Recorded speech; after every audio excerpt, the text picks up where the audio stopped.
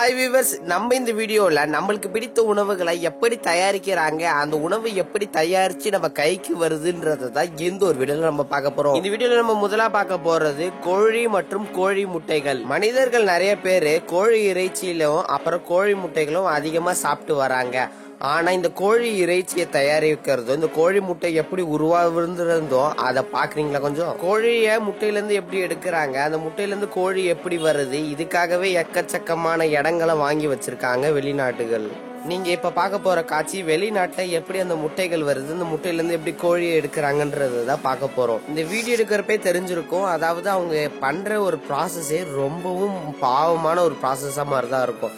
இந்த கோழியை எப்படி அது வளர்க்குறாங்க, இது எப்படி ஒரு இடத்துல இருந்து இன்னொரு இடத்துக்கு மாத்துறாங்க, அது எடுக்கிறப்ப எவ்வளோ ஒரு மாதிரி பாவமான ஒரு விஷயம் மாதிரி இருக்கு.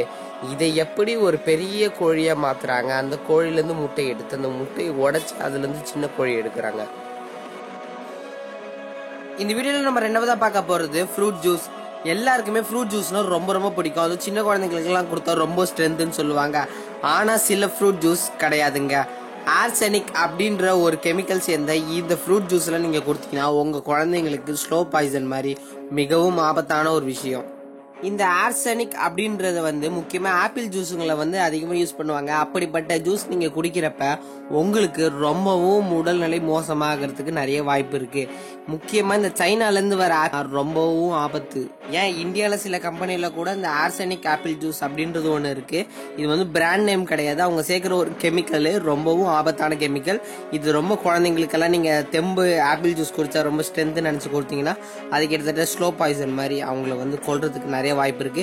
அதனால முடிஞ்ச வரைக்கும் ஆர்செனிக் அப்படின்னா என்னன்றது கூகுள்ல சர்ச் பண்ணி பார்த்துட்டு அப்புறமா நீங்க அந்த ஜூஸை குடிக்கிறது ரொம்பவும் நல்லது. நான் சொன்ன இன்ஃபர்மேஷன் உங்களுக்கு ரொம்ப யூஸ்ஃபுல்லா இருந்தா இந்த சேனலை சப்ஸ்கிரைப் பண்ணிடுங்க. அதே மாதிரி யாருக்கெல்லாம் ஐஸ்கிரீம் பிடிக்குமோ அவங்க இந்த வீடியோக்கு ஒரு கமெண்ட் ஐ லவ் ஐஸ்கிரீம் அப்படின்னு கமெண்ட் பண்ணிடுங்க.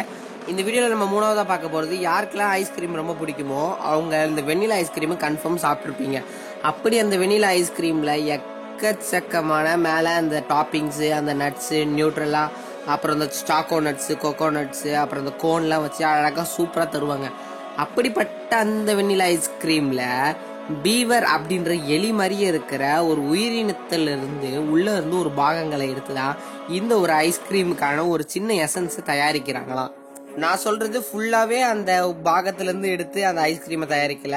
இந்த ஐஸ்கிரீம்ல வெண்ணிலா ஃபிளேவரோட அந்த வெண்ணிலா எசன்ஸ் ஒன்று இருக்குல்ல, அந்த வெண்ணிலா எசன்ஸுக்கான ஒரு சோர்ஸை இந்த பீவர் அப்படின்ற ஒரு சின்ன எலி மாதிரி இருக்கிற இதுல இருந்து உடல் பாகத்துல இருந்து ஒன்று எடுக்கிறாங்களாம். அது எடுத்து பண்ணாதான் ஏதோ ஒன்று வருமா.